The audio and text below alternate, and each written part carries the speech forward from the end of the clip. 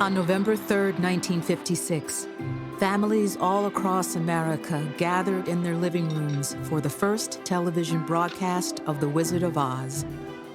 45 million viewers tuned in.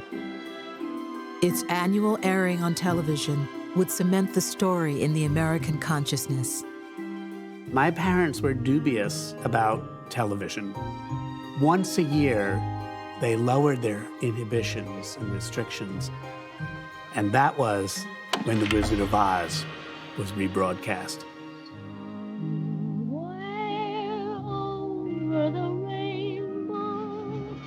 When I was a kid, I saw The Wizard of Oz for the first time on a color TV and was just stunned when you made that transition from the black and white photography to the color photography.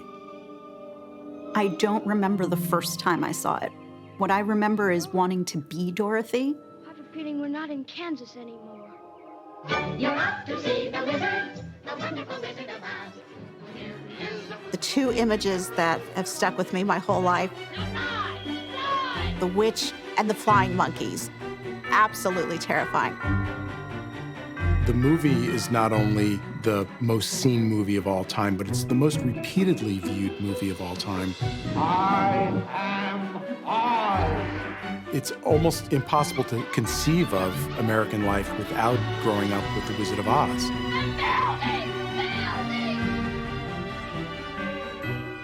The Wonderful Wizard of Oz first appeared more than half a century earlier as a children's book. Published in 1900, the story of Dorothy's fantastical journey down the yellow brick road was the brainchild of L. Frank Baum, a writer whose penchant for reinvention reflected a uniquely American brand of confidence, imagination, and innovation. During a time of rapid change, he wrote a fairy tale that embraced the values and direction of a new society. Baum is at the center of a kind of culture of inviting people to dream of a new life. The Wizard of Oz is the quintessential story of going to another world, working out issues and problems, and then returning and being in a better place in a world that is challenging. What's underlying this seemingly easy children's story is actually a complicated person who has a complicated story and brings all that to the underpinnings of the book. His life suggests a kind of American spirit on the cusp of a new century, turning towards what the modern and the new would be.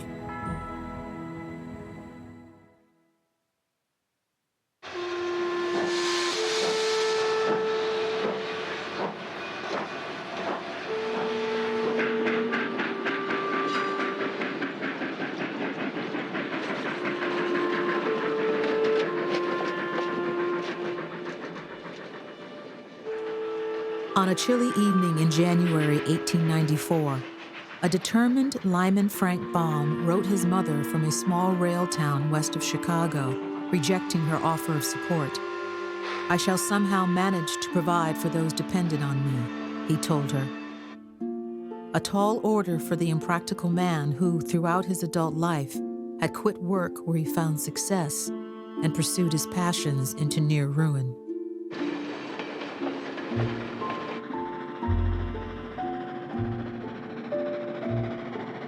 To support his family in the midst of a crushing economic depression, 37-year-old Baum, who went by Frank, had accepted a trial position as a traveling salesman. Working on commission, he hauled heavy trunks of breakable glassware and dishes to store owners across the Midwest. Even though he's barely getting by, selling crockery on the road, he's determined to support his family on his own terms. He was always looking for the next best thing where he might make some decent money. Baum was trying to find a way that he could stay at home and be with his family, not be on the road. That was his ultimate goal. He started to reconnect to his original childhood dream of being a great writer and started writing poems and stories on any scrap of paper he could find. As he journeyed from town to town, Baum bore witness to a nation in transition, a country of shifting tastes, increasing population, and growing industrial might. He traveled across a land in which vast fortunes were being made. At the same time, millions lived in extreme poverty. Baum sits at the cusp of the changes of the 19th century as it gives way to the 20th century. And Americans are forced to think self-reflectively about what's happening to their country, thinking about what was and what will be.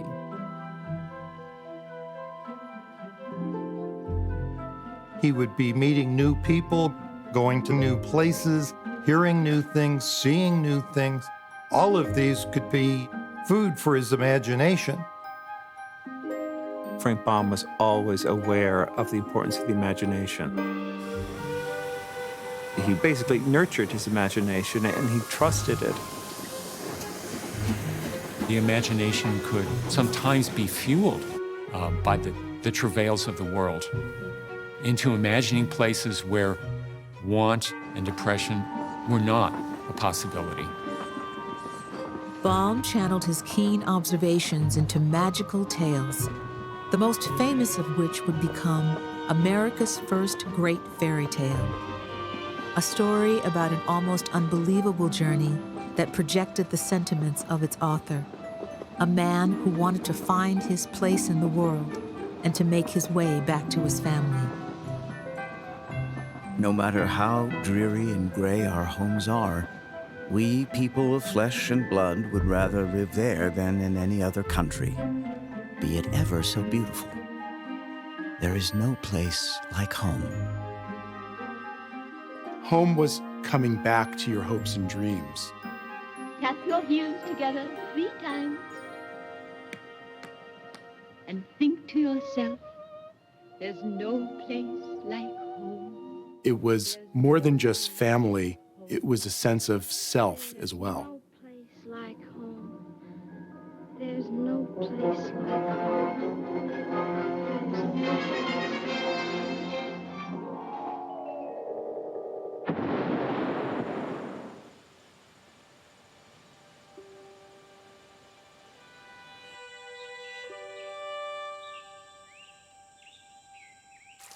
My great-grandfather, L. Frank Baum, grew up on a place called Roselawn, which was his parents' home and farm. Roselawn consisted of a gorgeous house with a big library, lots of books. There were fields and forests and streams. This was a wonderful place for a child. Born in 1856, Frank Baum enjoyed an idyllic childhood on the outskirts of Syracuse, New York. His father, originally a barrel maker, had struck it rich in the oil fields of Pennsylvania, making him a wealthy man during a volatile era of industrialization. Baum grew up reading fairy tales that were older European fairy tales. Your Brothers Grimm and Hans Christian Andersen. A lot of them end with very didactic morals, and they're dark. He loved the adventure of these stories and also the magic and the wonder that they possessed. Childhood, Baum would later write, is the time for fables, for dreams, for joy. His imagination was where he spent much of his time. He could explore his passions, and the fanciful world that he created then, I think, stayed with him throughout his life. At age 19, when he was old enough to start earning a living for himself, Frank Baum showed little interest in following in his father's footsteps. After a short stint as a store clerk, Frank struck out on his own path. He decided to ride the wave of an unusual national craze, breeding fancy chickens. To support this new passion, His father established B.W. Baum and Sons on the family 80-acre stock farm adjacent to Roselawn.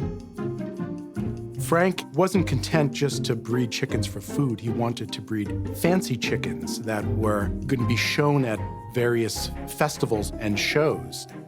And it was really emblematic of the way he approached almost every endeavor.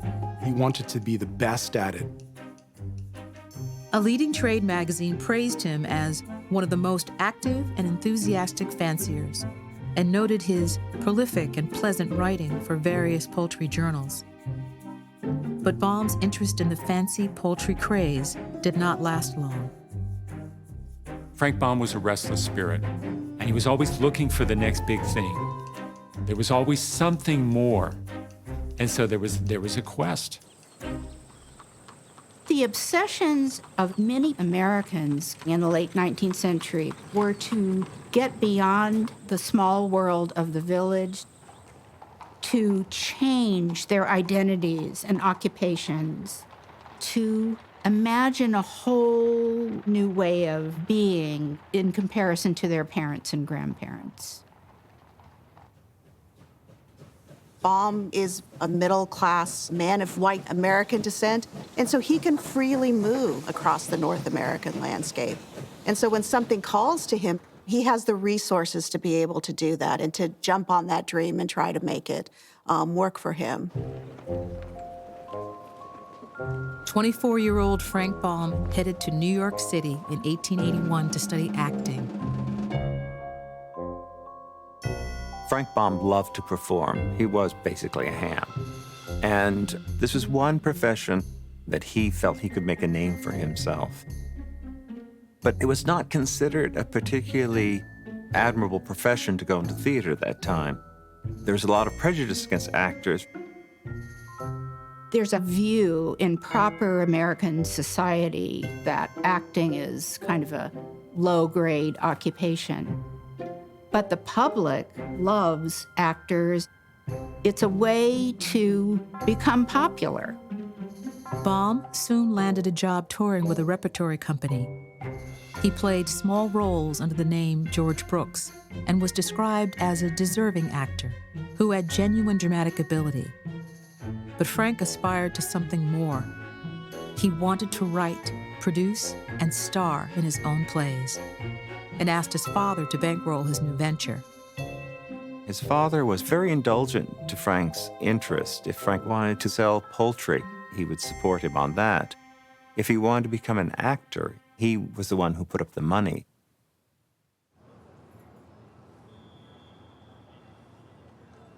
On May 15, 1882, crowds in Syracuse, Baum's hometown, flocked to the Grand Opera House to see the premiere of Frank's first theatrical creation, a musical melodrama titled The Maid of Erin. Written under the name Louis F. Baum, the play told a story of adventure and romance. Baum would be in a tradition of theater makers who were trying to make it respectable. They were trying to make a theater that was both popular, which is to say profitable, but also respectable so they could bring in middle-class audience members, so they could bring in church members. This was Frank's big chance. This was his play.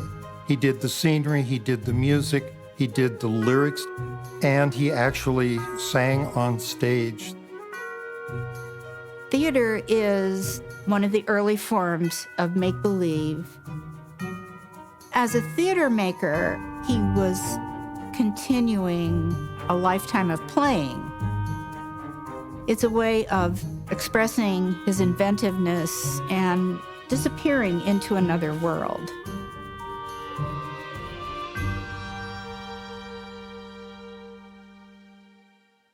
Among the attendees at the Grand Opera House that night was Maud Gage, an independent-minded 21-year-old student at Cornell University, one of the few male colleges that had begun admitting women.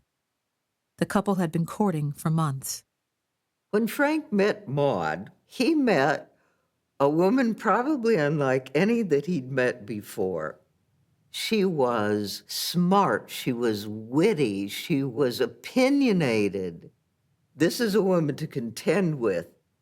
Frank saw in Maud all the things he didn't have. She saw in him a life that would be very different and wonderful, and must have seen his abilities and talents and wanting to be a part of it. The young couple faced resistance from Maud's mother, Matilda Jocelyn Gage. A formidable figure, Gage was a nationally known activist in the growing movement for women's equality. She was a founding member with Susan B. Anthony and Elizabeth Cady Stanton of the National Woman Suffrage Association. Matilda had very definite thoughts about her daughter's new suitor. At first, she didn't like L. Frank Baum. Here is this actor that her college daughter is going to drop out of school to run off with, and no, that's not going to work. But Maud was just as stubborn as her mother and said, no, I'm doing this. On November 9th, 1882, Frank and Maud married in the parlor of the Gage home in Fayetteville, New York. The promises of the bride, a local paper noted with surprise, were precisely the same as those required of the groom. This is at a time in the 1880s when men expected subordination and subservience from women, and it was a unique man who wanted to be with a woman who spoke her own mind, who would not be dominated. And I think it speaks volumes about the character of Frank, that he loved a woman with that kind of strength. Matilda's biggest fear about Frank, he has all these fine qualities, but Lord, he is never going to be able to make a living.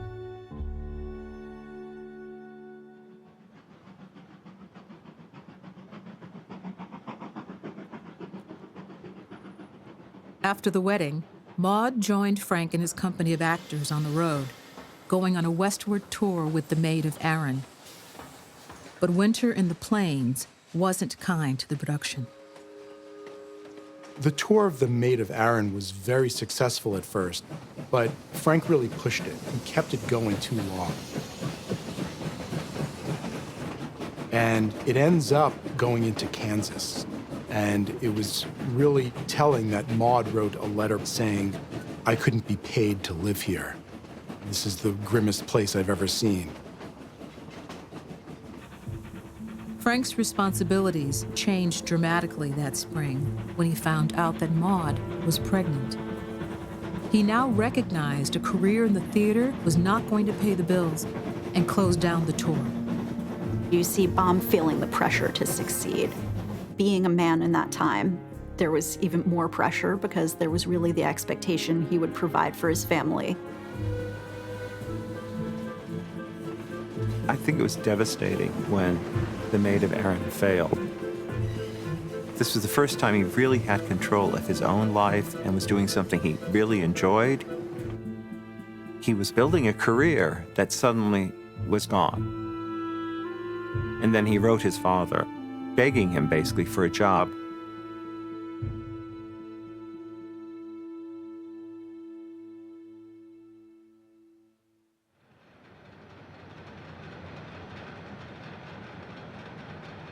Frank Baum came of age when America was transforming from an agrarian agricultural society into an urban industrial society. And it was happening at breakneck speed with all kinds of new technologies. The railroad, the telegraph, the telephone.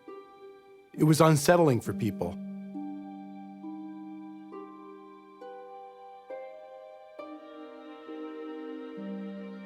The Wonderful Wizard of Oz was created out of American parts. Where do you want to be off first? He said his mouth. Frank Baum's talent was turning these visual symbols into meaningful and sometimes spiritual symbols that worked in the context of the story. My goodness, I can talk again.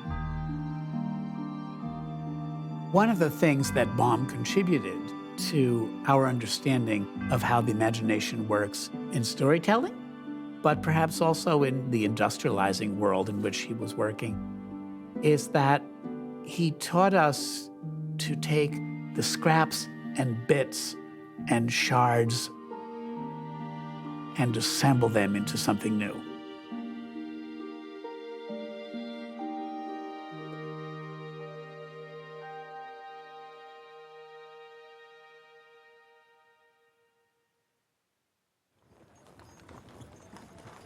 In May 1883, after almost 6 months on tour, Frank and Maud returned to Syracuse, where Baum's father set him up in the family oil business. Frank's job was marketing Baum's castorine oil, a new petroleum product used on horse-drawn carts and buggies. The young sales superintendent managed to conjure the drama in axle grease. Baum understood very instinctually that one of the ways in which people connected to products was through the idea of narrative.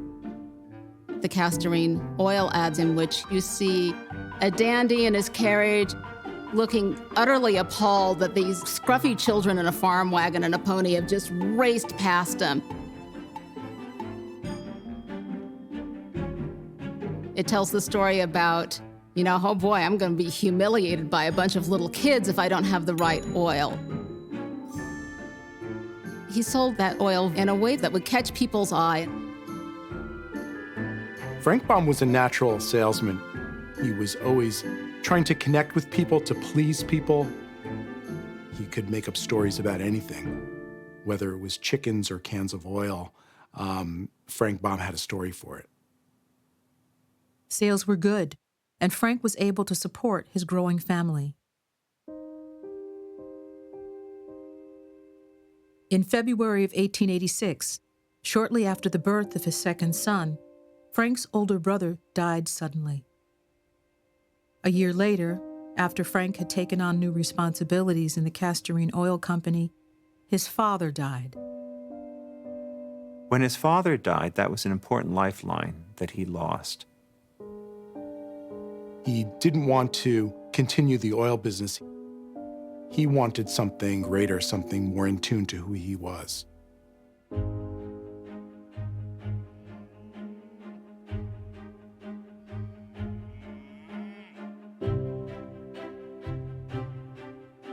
In the summer of 1888, after visiting Maud's brother in Dakota Territory, Baum decided to move out west. I realize how crowded the East is and how competition keeps a man down, he wrote to his brother-in-law. In your country, there is an opportunity to be somebody.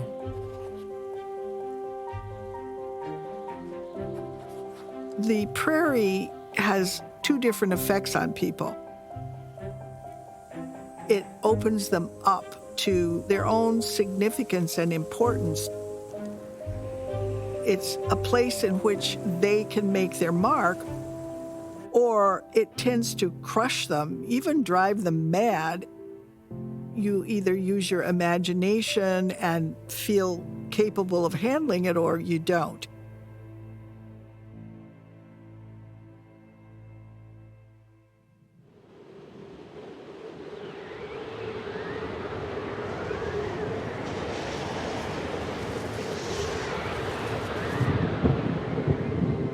Cyclones were the terror. If they struck, they removed entire buildings.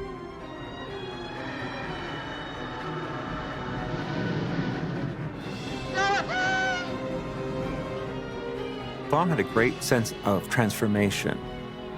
Baum turns a cyclone into something positive. In the middle of a cyclone, the air is generally still, but the great pressure of the wind on every side of the house raised it up higher and higher until it was at the very top of the cyclone. And there it remained, and was carried miles and miles away as easily as you could carry a feather. It should have been something so destructive, devastating, and yet that becomes Dorothy's way of going to the land of Oz.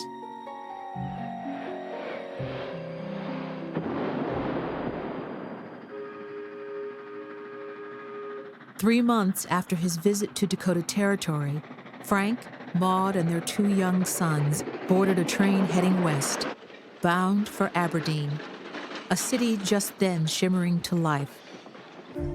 Aberdeen had already grown from fewer than 300 people at its founding 6 years earlier to more than 3,000 and showed no signs of slowing.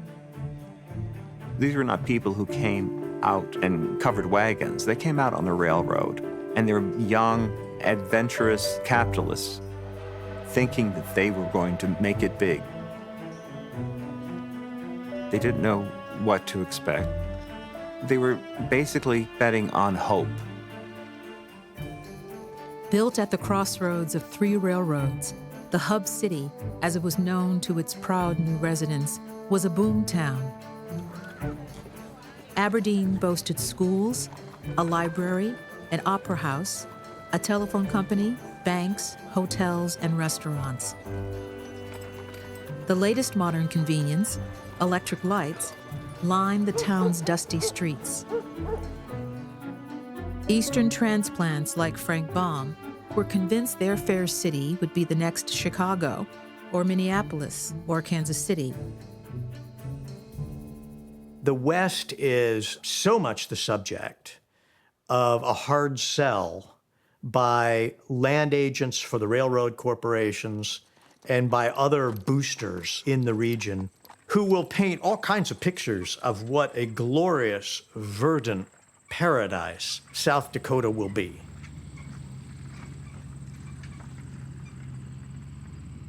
Aberdeen at that time was trying to position itself as part of America's breadbasket. They were building out a town that was surrounded by farmland. The railroads would advertise the land, promising that this is a place where middle-class families will proliferate, and all of the comforts of a good middle-class home will be yours. When people like Baum and other settlers head out into the American West in the 1880s, they think they're coming into an empty landscape. And nothing could have been farther from the truth. What they're actually walking into is a landscape that's been inhabited for hundreds and in some cases thousands of years. The land that Aberdeen was on and most of the Dakotas had been part of the homeland of the Western Sioux or Lakota. For Baum, as for most Western settlers, Indian people were often an afterthought if they thought about them at all. Not long after Baum and his family had settled in Aberdeen, a group of Native Americans arrived in town. Crowds of curious white men, a local paper reported, stared at the delegation of Lakota leaders who had stepped off the train for dinner. Sitting Bull, famed Lakota chief and decisive victor over the U.S. cavalry at the Battle of Little Bighorn, drew the most attention. Imagine that experience if you're Sitting Bull or if you're part of this delegation. You're put on display for this town that sit and gawk at you. White Americans have always seen Native people in contradictory terms. They're noble children of nature. No, they're degraded savages. And Baum shows up at exactly a moment when these contradictions are getting really complex and changing towards a more harsh and hostile racialization. Native Americans are being consolidated, they're being moved and put onto reservations. For most Americans, the idea that Native people had to give up land so that white people could take it, that was just the way of the world. As far as Lakotas were concerned, it was theft.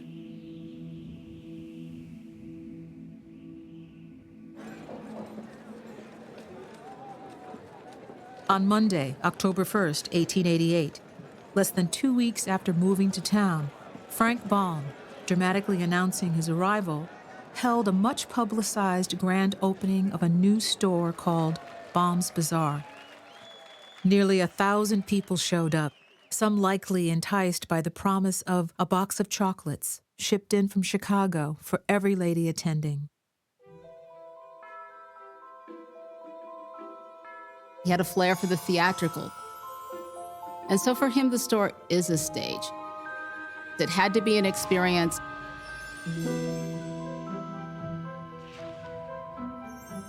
It's like, come, see the exotic goods, see it all on display. You've never seen so much in one place before. On either side of the room, braved a local newspaper, are cases of pottery, glassware, toys, oxidized brass ornaments, Japanese novelties, fancy leather, and plush goods. He doesn't go to start a feed store. He goes to start a novelty store. He sells all kinds of things, many of which are not actually needed, but they represent the dreams and the desires of people to engage in this new kind of world of goods and commodities. Baum wrote all the ads that appeared in local newspapers for Baum's Bazaar. He would have special events to bring people into the store. Baum believed in entertaining children, and all the kids just loved going to Baum's Bazaar because there are all these wonderful toys. Mr. Baum has demonstrated in a very short time, wrote the Aberdeen Daily News, that he possesses to an enviable degree the push and enterprise necessary to the Western businessman.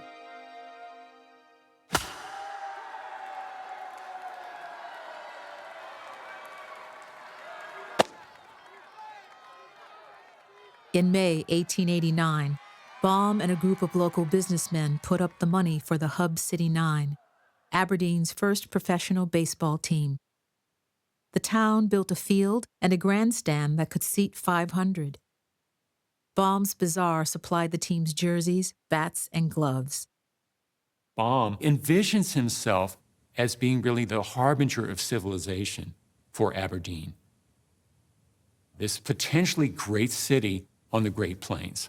So he's imbued with this sense of transformation that starts through the consumption of exotic goods, but leads to so many other things. Baum planned to start new clubs, lawn tennis, stamp collecting, photography, bicycling, and stock all the necessary supplies on the shelves of Baum's Bazaar. He got really involved in the civic life of the town and tried to create a sense of community around the store. It wasn't just about selling, but about bringing people together. I think that Baum was hoping that Baum's Bazaar would draw people from outside of Aberdeen. People from the farms, from the other towns would come to this new Mecca of South Dakota. The Dakota Territory is a harsh environment. The winters are very, very cold and hard and long. The summers are hot and dry and challenging. You're out on the prairie, your nearest neighbor is a mile away. You don't see anything on the horizon but flatness. Baum envisioned people could go into this store and it would be a tremendous escape. It would be one in which they could completely forget about the workaday world. It's very magical and it's transformative. What Baum is saying is it's okay to dream about having those nice things. Why shouldn't you have them? There's nothing wrong with it. Go ahead, buy them. Express yourself through your purchases.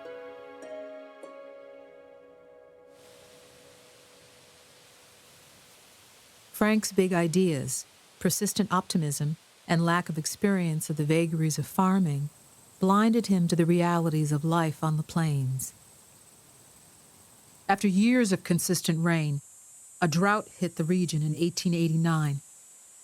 Wheat fields turned into dust, and heavy winds blew away freshly sown seed. By harvest time, crop yields had plummeted. It is one of the worst droughts in American history. Many of the farmers fall on very hard times. And obviously, in that moment, Baum's Bazaar is not going to do well. When farmers don't have money for seed wheat, they are not going to buy toys for their children. And while there was a short boom when Baum's Bazaar may have made sense, by 1890, there was no way it could succeed at all.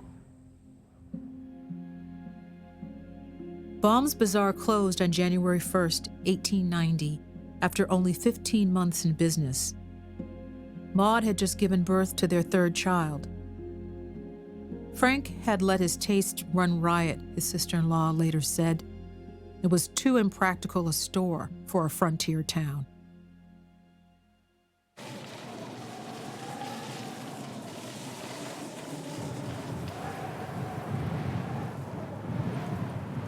The economic situation for the Baum family was dire. He was really on a shoestring now, very little money, but he used whatever money he had left to take over a newspaper. He tried to make a go of it, falling back on his talent for writing. Baum was very optimistic about his own talents. Whatever situation he's in, he figures out a new strategy for selling something or selling himself. Just a month after he shuttered Baum's Bazaar, Frank published the inaugural edition of the Aberdeen Saturday Pioneer. Getting into that business is both a way that he can express his interest in writing, but it's also a way for him to paint pictures with words of the future of Aberdeen and the future of South Dakota. Baum was at pains to set his weekly apart from the town's 8 other papers and put his faith in his own distinctive voice. Under the heading, The Editor's Musings, Baum offered his personal opinions on a wide range of topics. Baum's voice as a newspaper editor was an interesting voice. He writes about alternative religions. He writes about spiritual mediums in his newspaper. These are not topics that every editor would touch. The issue Baum most strongly championed in 1890 was woman's suffrage. South Dakota had become a state the previous year, and an amendment to give women the vote would be decided in the November election. Frank's support of the suffrage movement stemmed from time he spent with his mother-in-law, Matilda Jocelyn Gage, who was a frequent visitor to Aberdeen. Gage was very involved with the Baum family, and she really influenced L. Frank Baum. He joined the suffrage movement because of her, and you see this play out in his newspaper writing. Frank Baum wrote editorial after editorial trying to convince fellow townsfolk to vote for women's rights. We must do away with sex prejudice and render equal distinction and reward to brains and ability, Baum argued, no matter whether found in man or woman. His respect for women, I think, is strengthened seeing these Western women. They had already succeeded in proving themselves as equals to the men. If you're homesteading, you are an active participant in the process.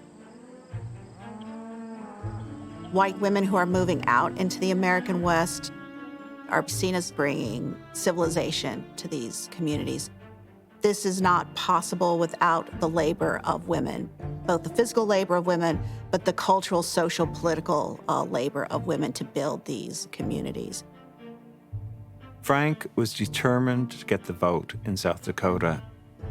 He believed in progress. He believed that we were always advancing forward, and he generally assumed that other people would just agree with him. This great question, involving the political future of our wives, mothers, sisters, and daughters will be decided for South Dakota next Tuesday, Baum appealed to his readers. The enfranchisement of 1/2 of the citizens of this great state is in your hands.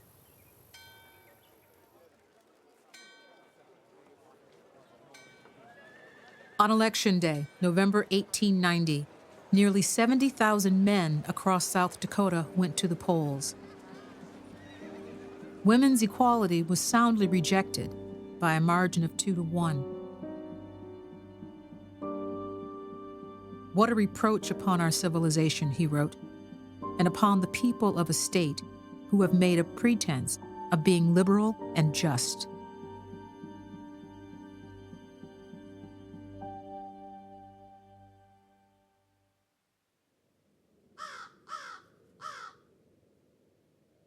The drought that began in 1889 dragged on for nearly 2 years, exposing the lie of railroad promoters and land agents that the rain follows the plow.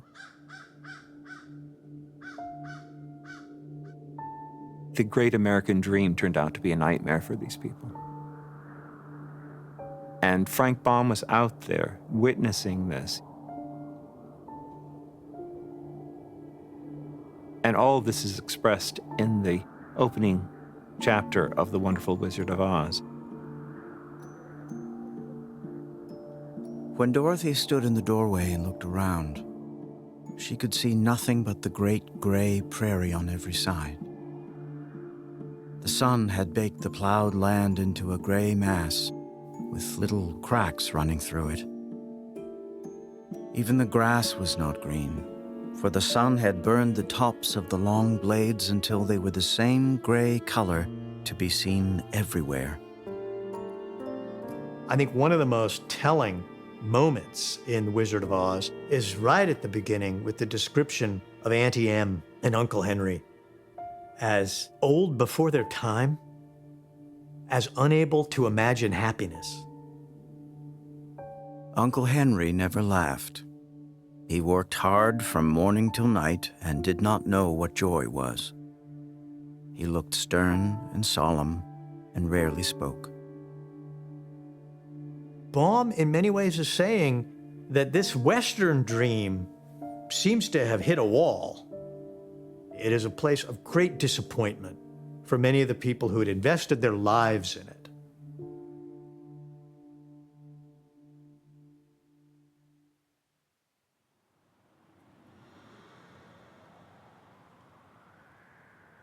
On the Standing Rock and Pine Ridge reservations west of Aberdeen, conditions were even more dire for the over 10,000 Lakota living there. And with access to only meager government rations, many families were on the verge of starvation. In the middle of this unfolding apocalypse, a new religion known as the ghost dance began to spread through many Western tribes. They believed the dance, which preached a defiant message of hope, would wash away the white settlers and return the land to its original state. It's a regenerative religious practice. It's not people yelling and screaming. You do this dance until you sort of fall into a vision state and you fall down out of the circle and you have a vision and people come and take care of you and other people keep dancing. White Americans see this and they think that the ghost dance is the prelude to an armed uprising.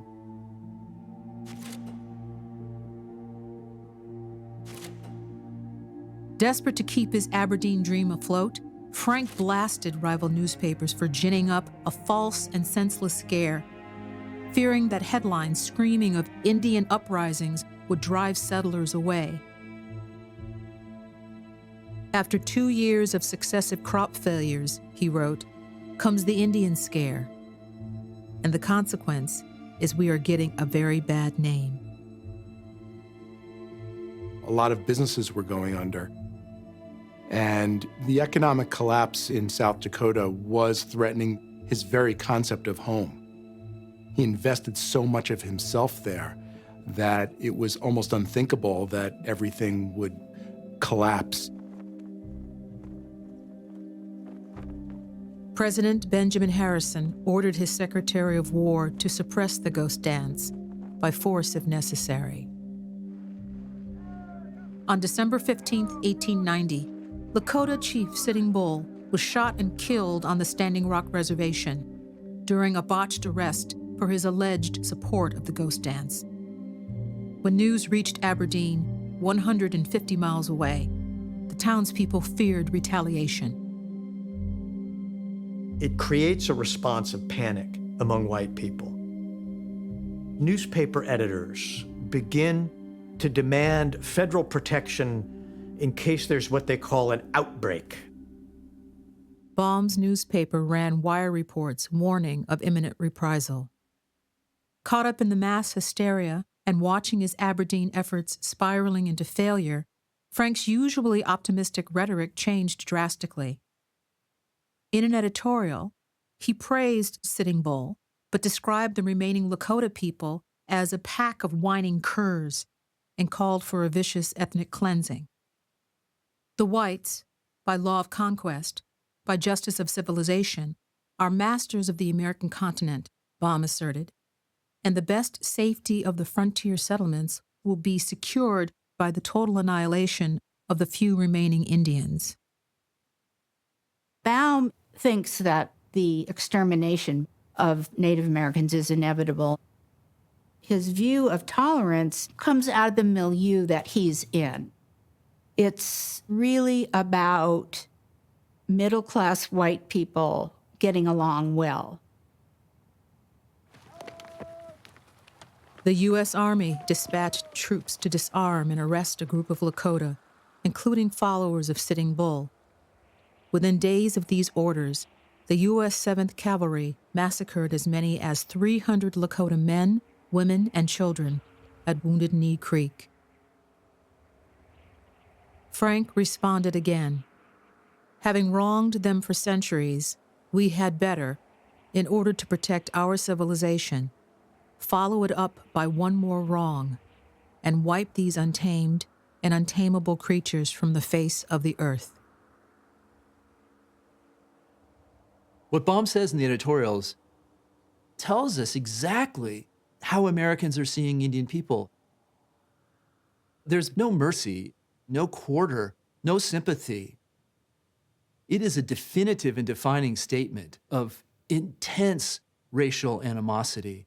And I think Baum is capturing perhaps some of his own ambivalence, but he is channeling a major and important and deadly current of American thought.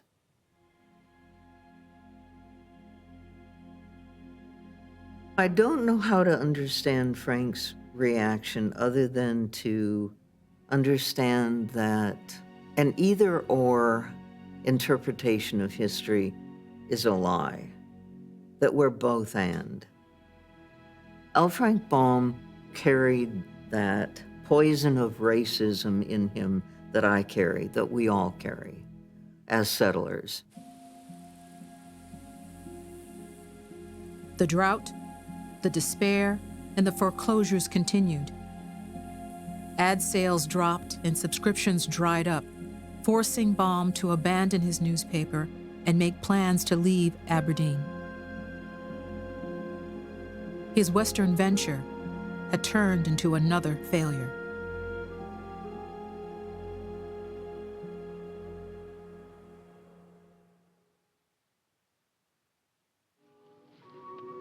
But how do I start for Emerald City?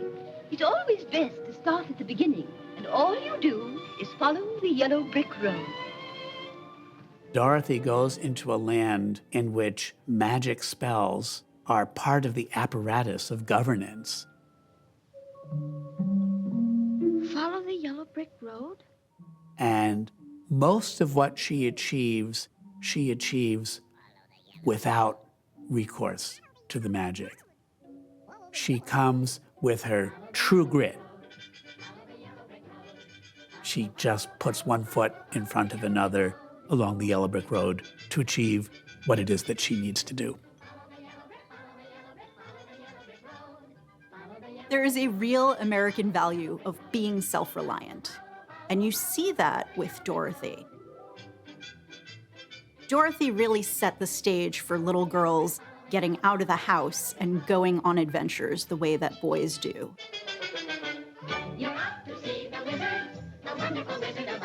She goes on what is quintessentially the great American quest to find the place that will bring her happiness, will bring her the things that she needs.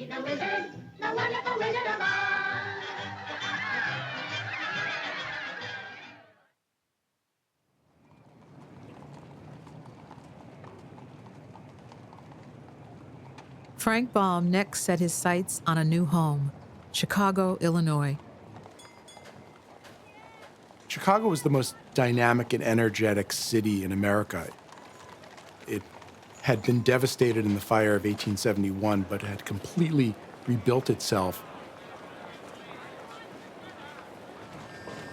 There was a sense of hope and optimism for the future of America. In many ways, Chicago was the city of 19th century America. This massive, large industrial city is at the center of really making continental America at this time. It is a center of the flow of commodities. It is a center for immigration. African Americans from the South, immigrants from Europe, people who give up on their homesteading and make their way into the larger city.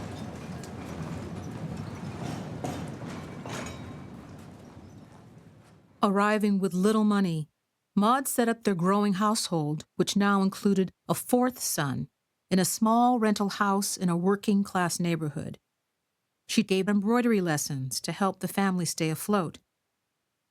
Frank briefly worked at a daily paper before landing a higher-paying sales position at a wholesale crockery firm. The most exciting project in Chicago when the Baums arrived was the construction of the highly anticipated World's Columbian Exposition, known as the Chicago World's Fair.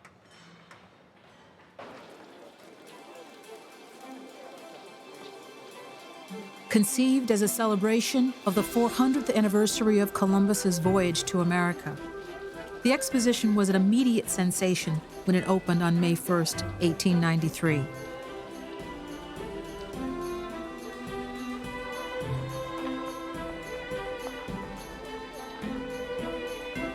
Over the next 6 months, 27 million fairgoers from around the world descended on Chicago to witness the spectacle, Frank Baum and his family among them.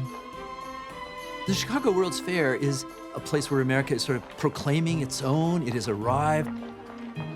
It is a showcase for modern industrialism, for technological innovation. It was an attempt in the white American imagination of understanding the United States as being the leading light in this new century. It was a way in which to show the world in 1893 that America was at the vanguard of a new, modern Western world.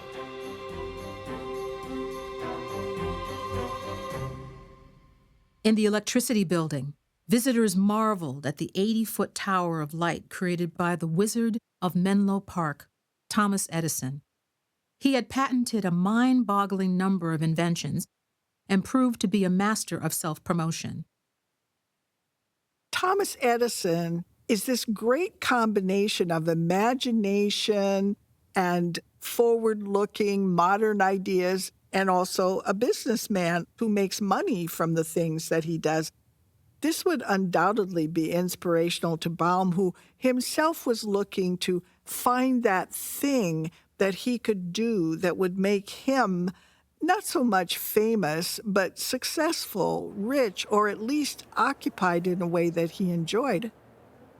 There was a sense of magic and wonder and splendor that really appealed to Frank Baum, that almost anything was possible if you could imagine it. The centerpiece of the exposition was a gleaming man-made lake, surrounded by neoclassical buildings of monumental proportion, each with a bright white exterior. The White City, as it was called, was constructed as a temporary affair, all paint and plaster, but breathtaking. The White City looks like a vision of some imaginary place that is supposed to call Americans to think about what their cities could be. It is a giant space for dreaming about the American future. And Baum would have found that enormously attractive.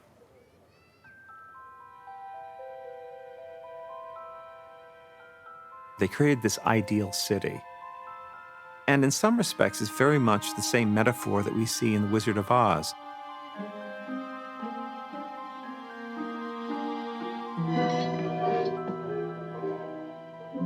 Who rang that bell? We did. The streets were lined with beautiful houses, all built of green marble and studded everywhere with sparkling emeralds. Even the sky above the city had a green tint, and the rays of the sun were green. The Emerald City is not really as green as we think it is. It turns out that everyone has to wear green glasses, so they think the Emerald City is far greener than it really is. One of the things that happens in the Emerald City is the realization that all of this may just be a charade. The world that seems so alluring and so true and so desirous may all just be a fraud. And the White City gives us that as well.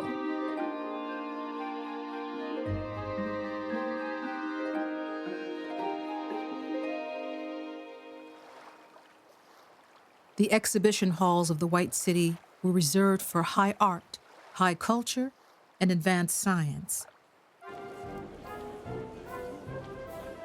But the real energy of the fair was on the outskirts, a mile-long open-air boulevard known as the Midway Plaisance. Thousands of fairgoers paid to see Egyptian belly dancers, dwarf elephants, Hindu jugglers, snake charmers, and a young entertainer named Harry Houdini. Towering above the crowds was the first ever Ferris wheel. At over 250 feet, a ride to the top provided a bird's-eye view of the city and beyond. A New York entrepreneur ordered a Ferris wheel for his park in Coney Island, telling a reporter, "We Americans want either to be thrilled or amused, and are ready to pay well for either sensation."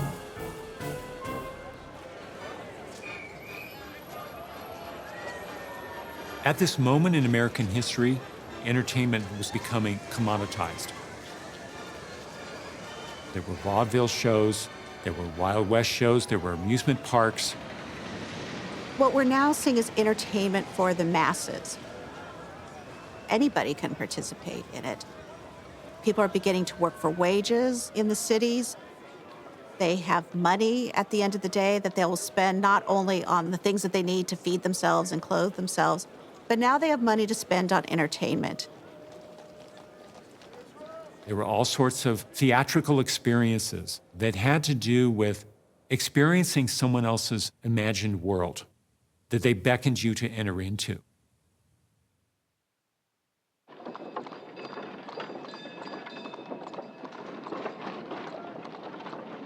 The clangorous urban life of Chicago, in its World's Fair, fed Baum's penchant for novelty in all things. For some time, Frank had been drawn to an emerging philosophical and religious movement called Theosophy. Its followers, he described, are simply searchers after truth. They are the dissatisfied of the world, the dissenters from all creeds. There's a dissatisfaction with conventional Protestantism and Catholicism. There are people searching for new ways of relating to their Creator and to the cosmos. And Theosophy was, for many people, a very attractive alternative. Theosophy was appealing because it combined Hinduism and Buddhism and Western science.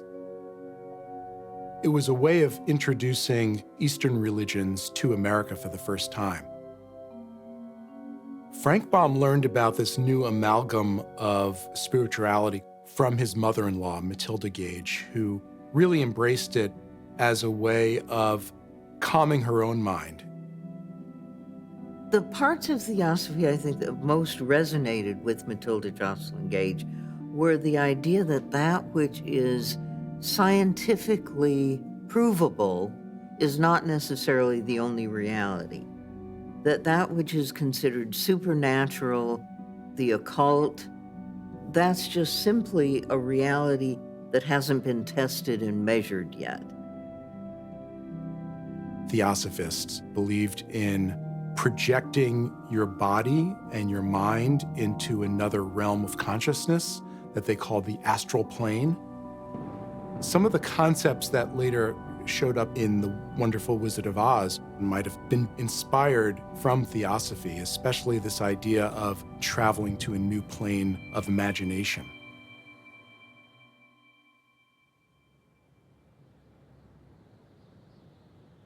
Escape from the daily reality was at a premium by the turn of 1894. The American economy had tumbled into the most punishing depression in its history.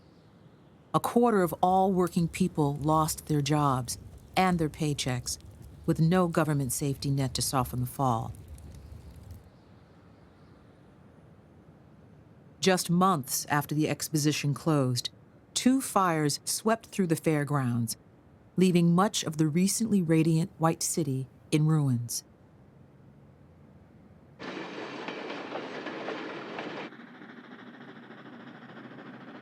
Baum tried to remain optimistic as he scraped out a living for his family as a traveling salesman. He was beginning to get tired of the extensive traveling.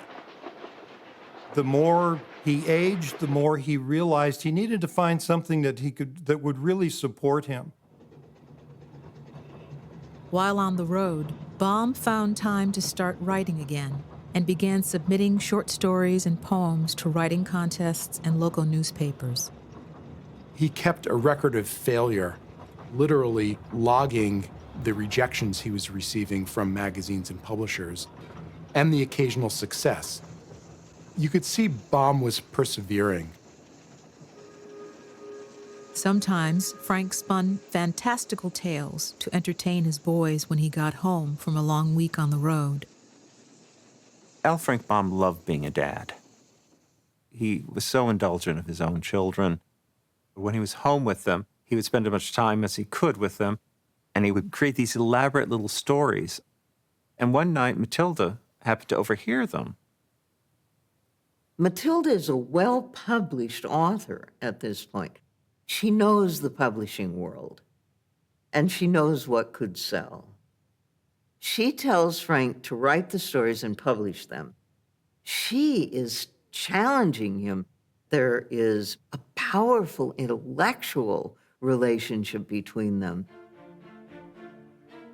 Gage had recently published what she described as her chief life work.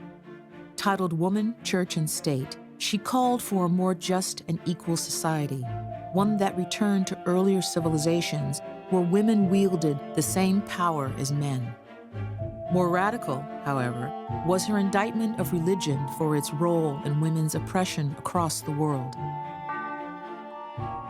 She explored the history of witchcraft and argued that women were accused of being witches because the church found their intellect threatening. Women were burned as witches to remove the knowledge of women, the power of women, the authority of women, and to really place women in a subordinate position. One of the things she talks about is that women defined as witches were wise women. They had voice, they had power. Matilda as a role model to Frank was essential. And I think he really took to heart some of the ways that people viewed his mother-in-law. People called her satanic and a heretic, yet he saw that she was very kind. He developed this dual notion of witches, that there could be a good witch and a bad witch. Are you a good witch or a bad witch? I'm not a witch at all. Witches are old and ugly. What was that? It's all right. The phrase good witch doesn't really come into the culture until L. Frank Baum. Witches from European and English fairy tales were old and gnarled. How brave and thoughtful it was of Baum to take those two words that seemed to have magnetic pulls in opposite directions, the word good and the word witch, and to hinge them together so that they could mean something new. You stay out of this, Glinda, or I'll fix you as well. One of the important aspects of Oz is the real power is with the witches, both the good and the bad. They're the ones who have the power. I'll get you, my pretty, and your little dog, too.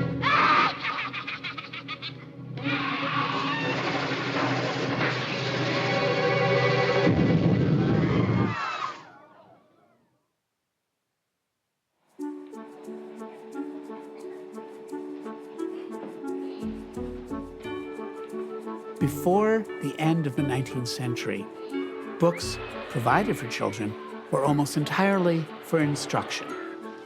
Their aim was to educate. What happened in the United States is that there began to be a population of middle-class children. They were children who did not have to work in the mines or the mills. There was enough prosperity that kids could be a little bit more childlike for slightly longer. And that allowed for a growth of an industry to help entertain them. Now we have time to go to the gym of the mind, as it were, to make ourselves strong in our capacity to imagine new things. This is a period where there is a sense of children as a special class that have a vivid world of imagination and play available to them that gets lost with adulthood, and that time should be valued.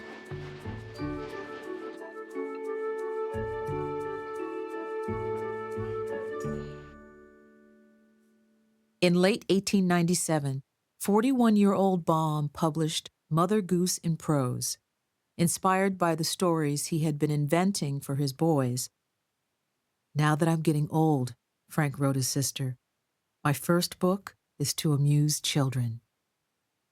He wanted to make children feel good. He wanted them to know the joy of reading and the joy of wonderful stories. Baum was the eternal boy. He never really grew up. If you leave behind your childhood and really are firmly grounded in the adult world, it's hard to think of that rich, fertile, imaginative way that children think and play. And I don't think Baum ever left that. Mother Goose in Prose was a critical success, but did not bring the fame or the financial reward Baum desired. I have been more worried than usual over business matters this summer, Frank confessed in a letter to his sister, and have scarcely spent time to sleep and eat. I have wanted to find some employment that would enable me to stay at home. He's a willful person, but he's also a strategist in his own life, of finding a way out of a situation he doesn't like and then using his talents to create a new one.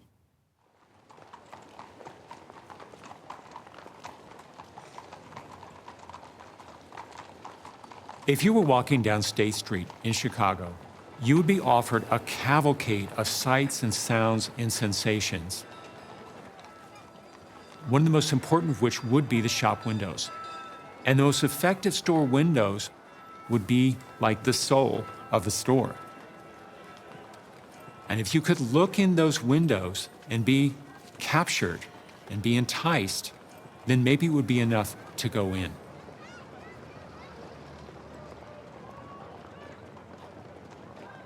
The American economy turns more and more to a dynamic that relies on selling goods to consumers. And merchants have to invent new ways of getting people to want things, which is one of the big transitions that's happening in the late 19th and early 20th centuries. And Baum is at the center of that transition. I conceived of the idea of a magazine devoted to window trimming, Baum explained to his sister, which I know is greatly needed. The first issue of The Show Window, a trade journal that instructed merchants in the art of window display, appeared in November 1897. Baum is very aware of the tricks of advertising. He's very good at using them. He had a talent for and interest in technology, a talent for and interest in sales. He knew how to present and frame things, and he knew how to tell a story.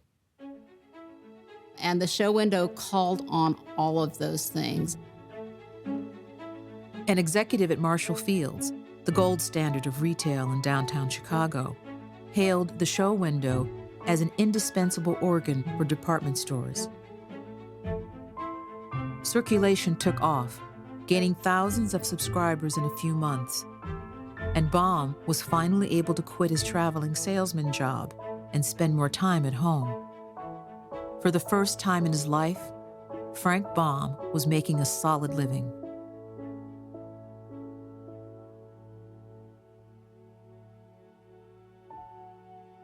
Not long after the start of his new venture, Matilda Gage died of a stroke while visiting the Baums in Chicago, leaving Maud inconsolable and Frank without one of his most stalwart supporters.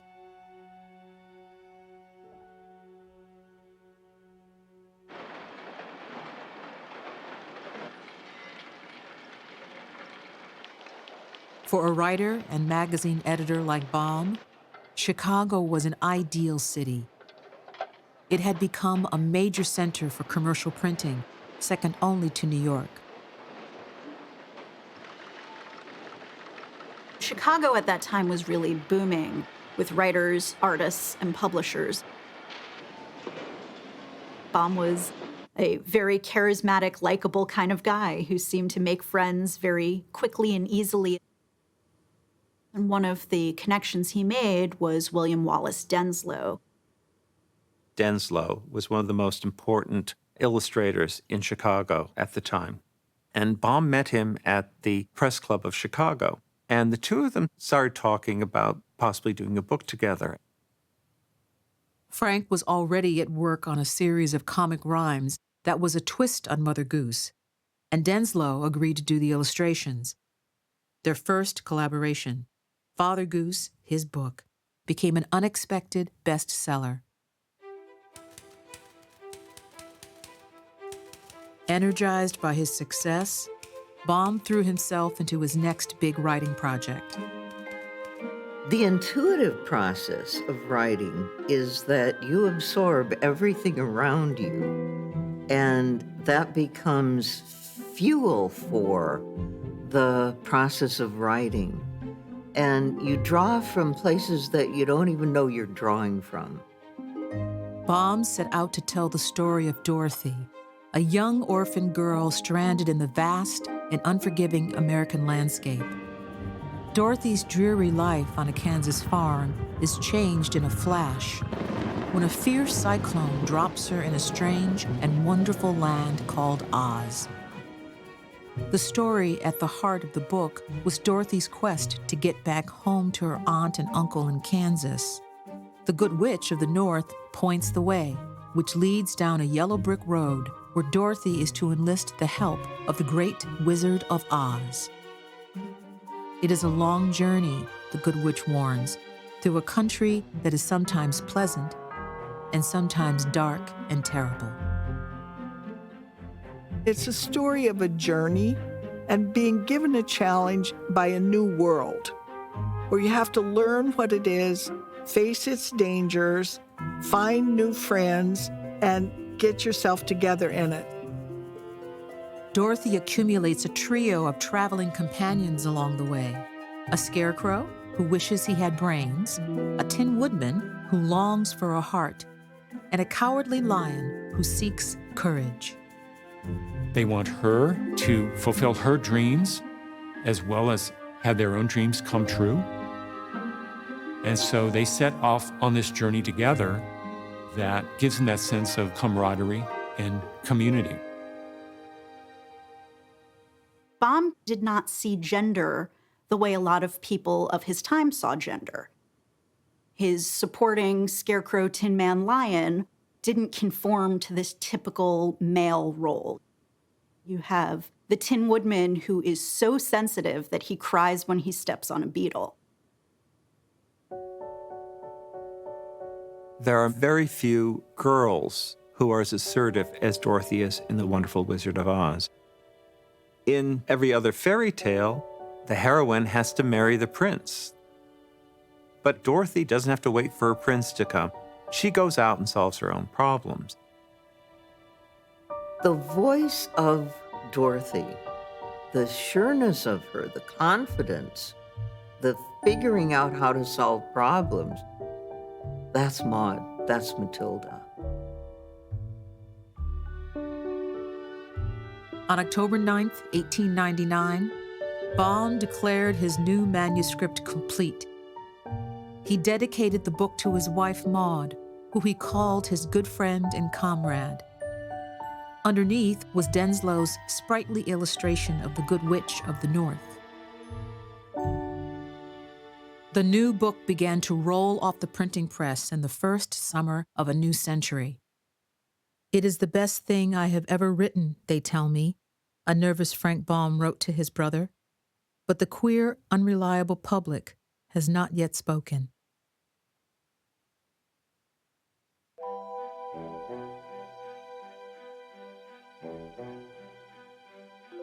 When the book came out in 1900, it was not typical of the children's books being published at that time.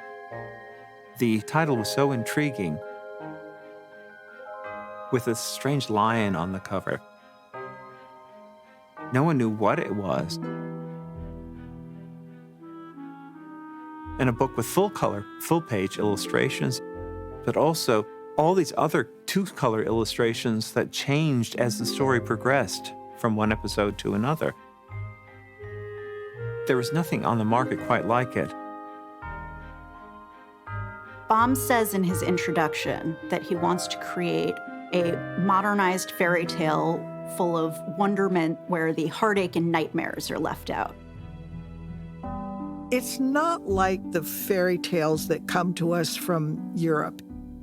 It's a more optimistic, less grim and dangerous world. It's a world of solving problems. What he did in The Wonderful Wizard of Oz was harness his great idea of a child going out and coming back home in strict, plain American prose. He let the characters move about the landscape and speak with the sincerity with which America was then known and for which it was often much mocked. But it was a genuine tone that what you say means something.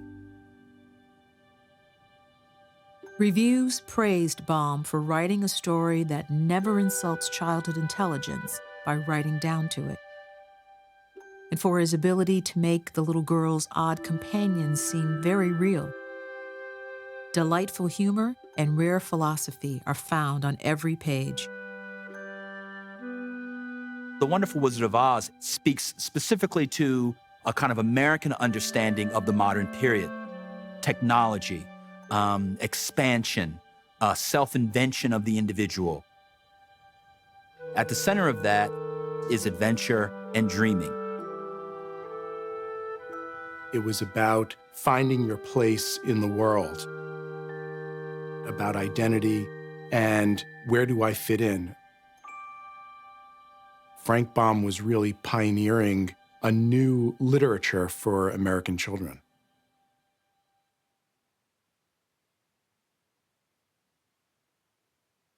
The Wonderful Wizard of Oz was an instant bestseller. Everybody wanted to get their hands on it. It was wildly popular. Overwhelmed by orders, the publisher went back to press 4 times.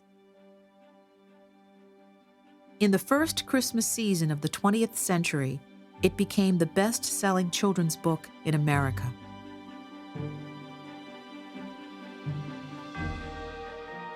On New Year's Eve, at one of Chicago's finest restaurants, the Baums, with Denslow and his wife, toasted their great success. At age 44, Frank Baum had achieved the renown he had dreamed of all his life. An unflagging belief in his own imagination had finally paid off.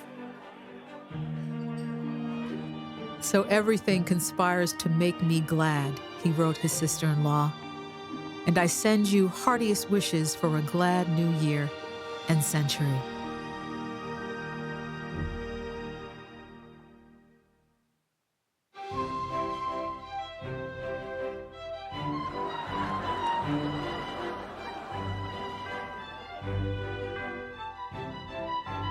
On June 16, 1902, a staged musical adaptation of Baum's popular book, now with the shortened title, The Wizard of Oz, opened to a packed house in Chicago.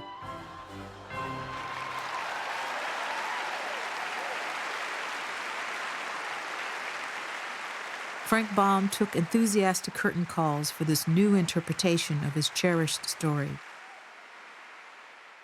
The idea of returning to the theater and the challenge of adapting his book for the stage had thrilled Baum, but it had been a rocky journey. When the director read Baum's libretto, he wrote across it, "No good." He then brought in several script doctors and completely refocused the play. By opening night, few of Baum's original lines remained in the script. The original story was practically ignored, Baum complained. The dialogue rehashed, the situations transposed, my Nebraska wizard made into an Irishman. There were all kinds of changes. Toto became a cow named Imogene. The producer added all kinds of secondary characters that had nothing to do with the original children's book. And Dorothy became a teenager who falls in and out of love throughout the play. In the musical, Dorothy and Imogene were blown to Oz, along with a waitress from Topeka named Trixie Trifle. The Cowardly Lion was turned into a bit part, and the Wicked Witch of the West was removed from the story. If you go back and read reviews, what they oftentimes latch onto are not the original parts necessarily from The Wizard of Oz, but how they were able to integrate elements from vaudeville, from minstrelsy, from the variety show, and from the circus into this musical.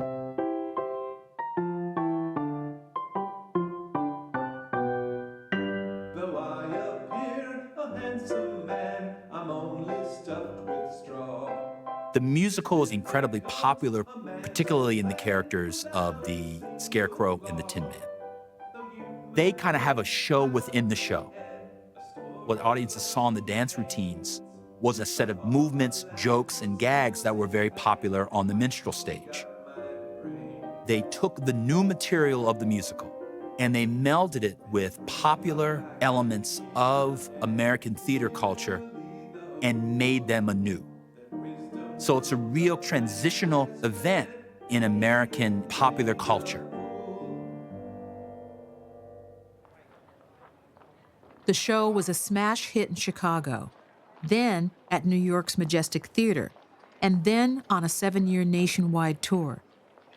Given the commercial success, L. Frank Baum was philosophical about the changes. If anyone understood the power of spectacle, it was the creator of Oz. The people will have what pleases them, Baum concluded, and not what the author happens to favor. Here he is at the turn of the century confronting what was really going to be the main issue in terms of art and commerce.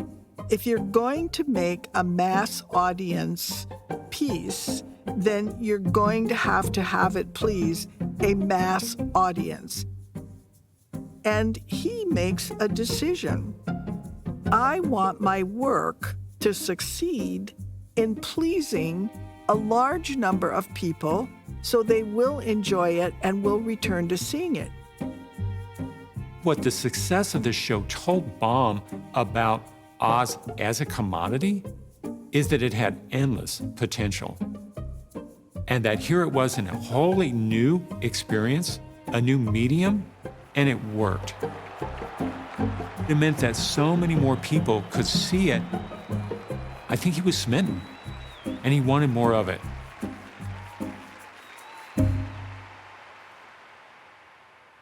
To capitalize on the musical's success, Baum quickly wrote a new Oz book, The Marvelous Land of Oz. Published in 1904, it was marketed as a sequel that featured characters already famous the country over and added new Oz inhabitants, including Princess Ozma, the rightful ruler of Oz. Oz is this society run by women, and Oz itself really is this utopian version of America. In Oz, there's plenty of everything. Everybody is provided for. Everybody has what they need. 2 months after the book's release, Baum started publishing a weekly newspaper serial, Queer Visitors from the Marvelous Land of Oz. One of the things that's so significant about what Baum is doing here is he is creating a brand that's built on his name and his particular product, which is Oz.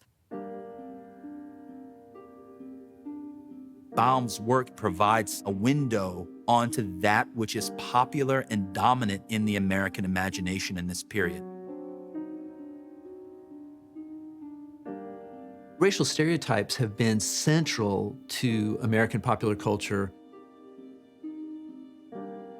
Those cultural forms are exploring how to reach larger mass audiences.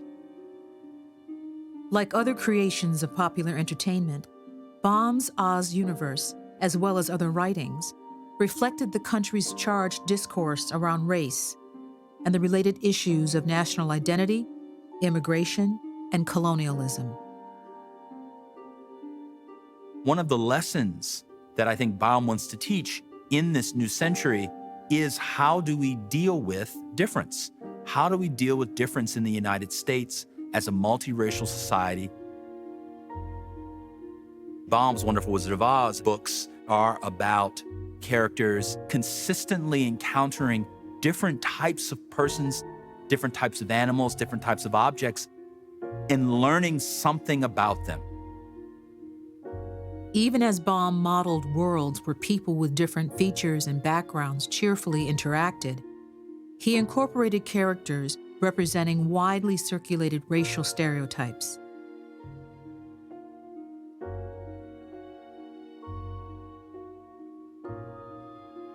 The way that Baum characterizes others or different people in his writings, those were things that were just so embedded in American culture. Baum is just reflecting what American society thinks about these groups of people. It's always important to think about historical figures in complicated kinds of ways. The most interesting way to think about a life is to grab the stuff out of the corners and move it to the center and ask yourself, like, how does this make me understand the person differently?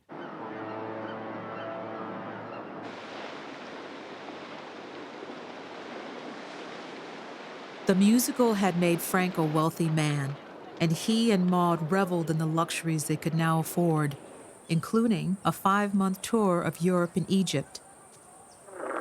Maud had a keen interest in Egypt, as much of the teachings of theosophy centered on accessing the secret wisdom of ancient knowledge. They explored the temple of Isis, and Frank joyfully watched as an undaunted Maud climbed to the top of the Great Pyramid. Few women, Maud proudly stated, undertake the feat.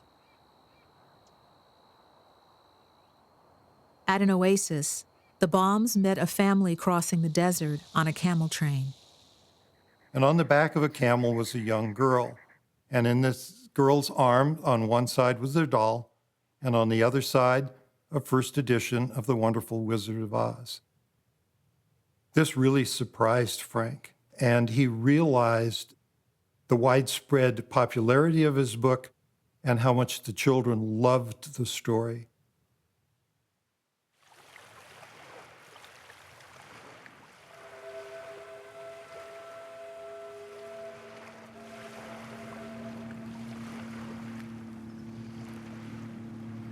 The Baums summered at Makatawa Park, a resort town on Lake Michigan, where Frank wrote many of his books and tried to answer the dozens of letters that arrived for him each day. This outpouring of affection inspired Baum to keep expanding the world of Oz. In each new sequel, he included an author's note about his young friends. "If the little folks find this story real Ozzy," Baum wrote in one, "I shall be very glad indeed." Oz becomes a conversation between Baum and his readers. He's very much aware of the children as his audience, and he's very much aware of building a relationship with them. And he sees them as co-creators of Oz. Over and over again, he says, "I have responded to your request for more Oz."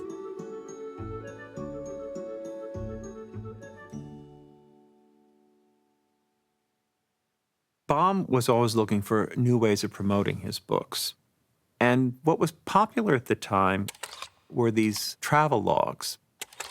People would go around the country talking about China or their trip to Japan, and it would be a combination of hand-colored slides and possibly some film. So Baum thought, well, why don't we do a travel log of Oz? In 1908, Baum created a multimedia traveling show called The Fairy Log and Radio Plays to coincide with the publication of a new Oz book. Baum narrated the story in person as the action unfolded on stage. A mixture of hand-colored lantern slides of illustrations from his Oz books and a series of short, hand-colored trick movies that he called radio plays, all accompanied by an orchestra performing an original score. It was this extraordinary vision of artistry, of technology, of inventiveness, and ultimately of risk-taking. Now, if you read accounts of people who attended the shows, they were absolutely transported. There were gasps. They were completely caught up in it.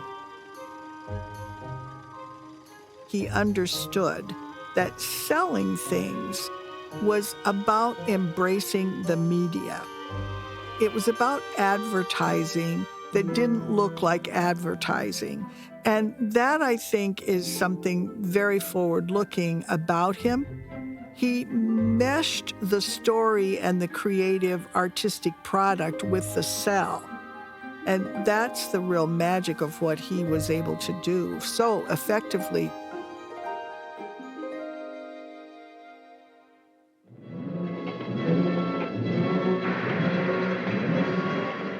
Look at that. Look at that. I am Oz, the great and powerful. One thing L. Frank Baum deals with is appearance. Are things as we first encounter them? The Wizard of Oz turns out to be a humbug. The male leader of the country turns out to be not what he claims to be. Pay no attention to that man behind the curtain. Who are you? Oh, I am the great and powerful Wizard of Oz. You are? The Wizard of Oz turns out to be no more than a flim-flam man, a circus performer from Nebraska. Really, said the Scarecrow, you ought to be ashamed of yourself for being such a humbug. I think you are a very bad man, said Dorothy. Oh, no, my dear. I'm really a very good man, but I'm a very bad wizard. Baum does not cast the wizard as a villain figure, but rather he sees the wizard as playing a very particular kind of function for this group of people who want something. He suggests that if deception can fulfill one's desires, there is a need for that. If you think about what the Cowardly Lion, the Scarecrow, and the Tin Man all want, what the wizard gives them isn't that thing. But because they believe it's that thing, that actually does magically transform them.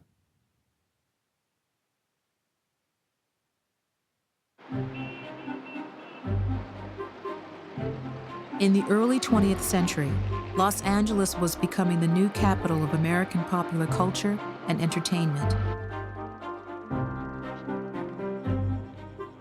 Production companies had left New York to take advantage of the sunny climate and easy access to a variety of natural settings. Film studios began popping up all over Hollywood, a sparsely settled village surrounded by citrus groves. In 1910, Frank and Maude, who had spent several winters in Southern California and grown to love it, moved full-time to Hollywood. Baum built a comfortable home that he called Oscott and continued writing. He penned numerous books and series, often using both male and female pseudonyms. And he kept up with the demand for more Oz, making good on the arrangement with his publishers of producing one book a year. Calling himself the Royal Historian of Oz, Frank divided his time between writing and nurturing his new flower garden.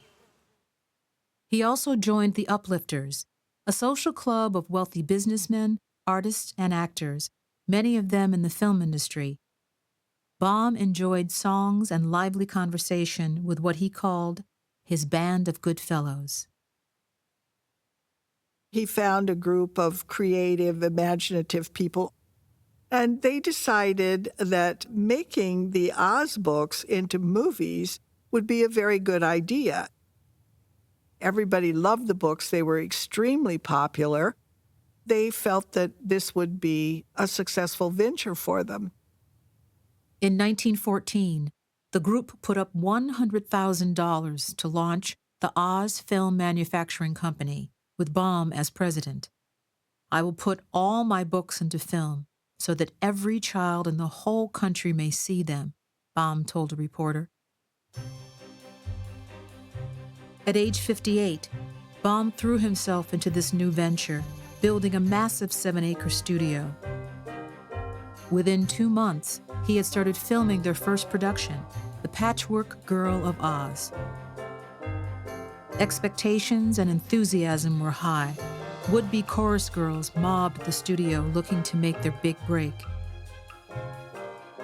A huge spread in a trade magazine hyped the anticipated release of the film.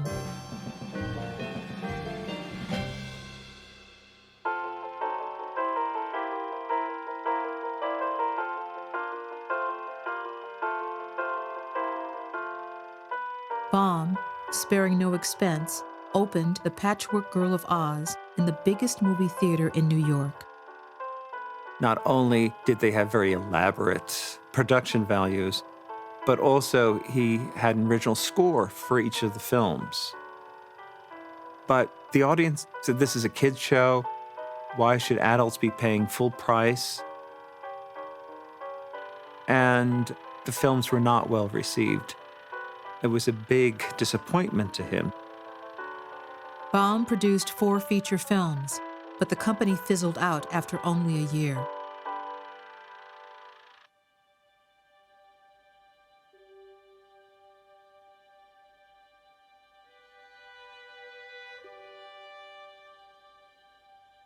After the failure of the Oz Film Company, Baum pretty much retired to Oscott and just continued writing an Oz book a year. He wrote other work as well, but he was resolved to the idea that he should stick to what he knew best, and that was writing children's books. I think in Oscott, Baum found his own personal Oz.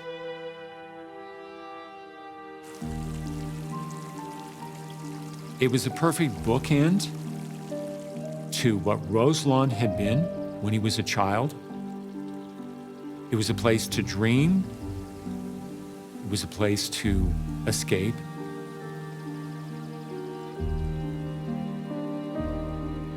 And in some ways, it was a return to childhood.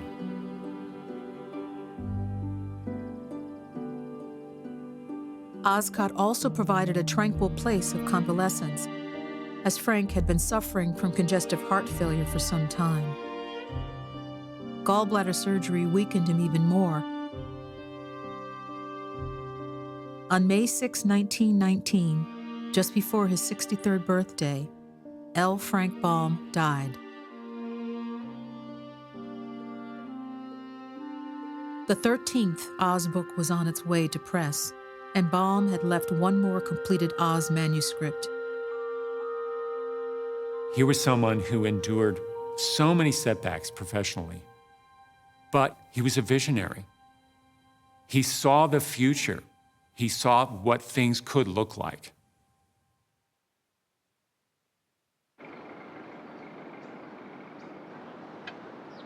Nearly 20 years after L. Frank Baum's death, on the studio lot of Metro-Goldwyn-Mayer, cameras started rolling on a new interpretation of The Wonderful Wizard of Oz. MGM was considered the top studio in Hollywood. And every year they would put out what they called a prestige film. And this was a film that would really show off what the studio was able to do better than anyone else out there. The Wizard of Oz was going to be the prestige film for MGM in 1939. There had yet to be a successful film version of The Wizard of Oz, and MGM was gambling an unprecedented $3 million on a Technicolor extravaganza to bring the beloved story to screen, starring Judy Garland as Dorothy. They knew it was a risk, and they poured money into the promotion. MGM was very careful to position the film and the people involved in the film as readers and fans of Baum. The idea that there's continuity between us and the Baum books.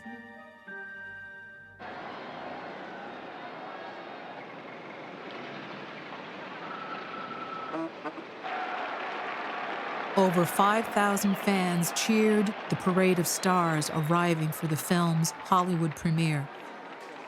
Joining the crush of celebrities at the lavish event was 78-year-old Maud Baum.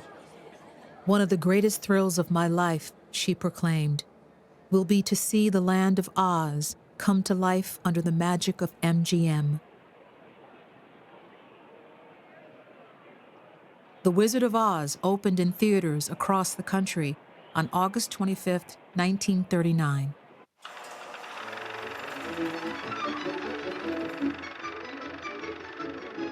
The story born from L. Frank Baum's imagination and the hardships of the 19th century frontier would find its most enduring place in American culture at the tail end of the Great Depression. Now you just help us out today and find yourself a place where you won't get into any trouble. Some place where there isn't any trouble. Do you suppose there is such a place, Toto? Somewhere over the rainbow, way up high, there's a land that I heard of once in a lullaby. As we were just coming out of the Depression and as war was on the horizon, The Wizard of Oz was an escapist moment. It was a chance for Americans who had been working very, very hard for a very long time to keep body and soul together, to take a deep breath and get out of themselves. There is no cure for a troubled heart or a troubled world, noted one review. Like a swift journey back to a cherished childhood memory, Metro-Goldwyn-Mayer's Wizard of Oz is just that, a memory glorified on the screen. Toto, I have a feeling we're not in Kansas anymore. And my head I'd be scratching while my thoughts were busy hatching if I only had a brain.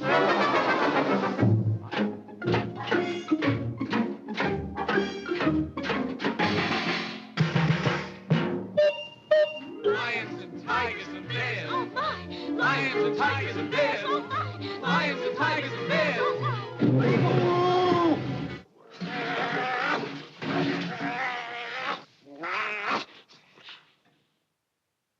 the 1939 MGM movie, made Oz a world everybody could see and experience the same way, so that it became real to people and defined collectively as Oz.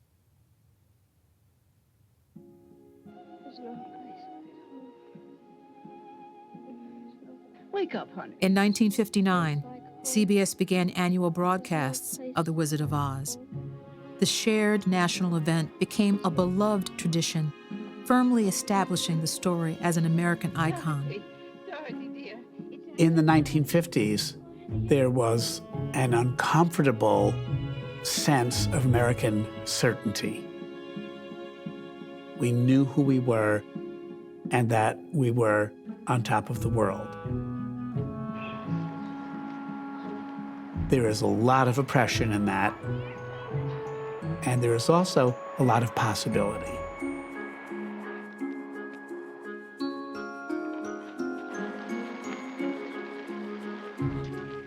When The Wizard of Oz was rebroadcast, what it did was provide those children who felt emboldened by that certainty to seek newness, to seek otherness. In the years to come, The Wizard of Oz will be transformed again and again. In January 1975, a new interpretation of The Wonderful Wizard of Oz opened on Broadway.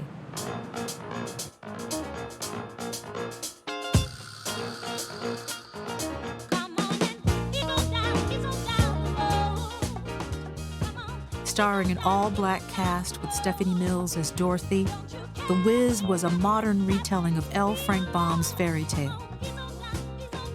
The show, subtitled The Super Soul Musical, gave the story a new cultural framework. It is Black theater makers grasping on to something that's dear to Americans and saying, this is ours too. It's about bringing the peculiar talents of these artists together to make claims on the American story. What some might call the most American of American stories. There hadn't been any real kind of vibrant Oz moments for quite a while. The Wiz updates it. It makes it modern and new and fresh. The Wiz was a huge hit, winning 7 Tony Awards, including Best Musical.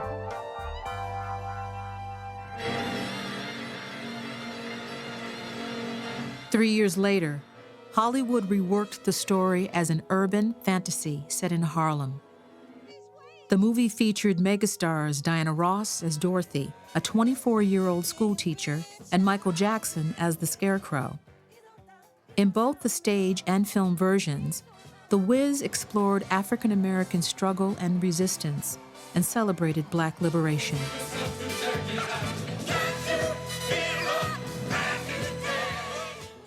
The Wiz is injecting themes and images and ideas of Black liberation and celebration and what people call Black joy, precisely because these moments of celebration in the film allow for and show the ways in which African Americans can and do and continue to overcome.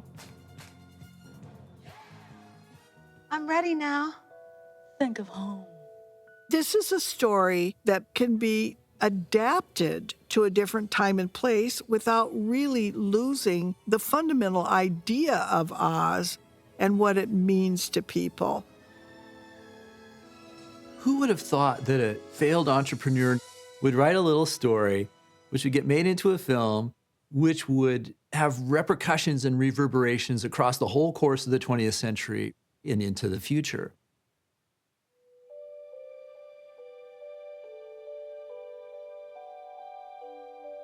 In 2003, 100 years after Baum's first theatrical extravaganza, Oz returned to the stage as Wicked, a hugely popular Broadway musical adapted from a novel. This 21st century take on Oz reimagined Baum's story from the point of view of the Wicked Witch of the West. Wicked focuses on the question of marginalization, about what is it like to grow up in a skin that people reject. What does it mean to have power as a woman? The focus on female friendship. All of those things revitalized Oz for a very new audience. Every generation reinterprets the story based upon what their experiences are. There is this power in Baum's imagination, Baum's invention.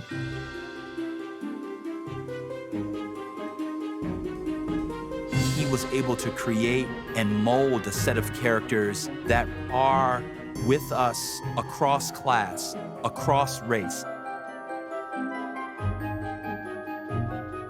We carried the meaning of the story wherever we went, which is that the small and the powerless can still have agency. Baum left an indelible imprint on the American imagination. In a way, America has become a society of imagination and storytelling and myth-making.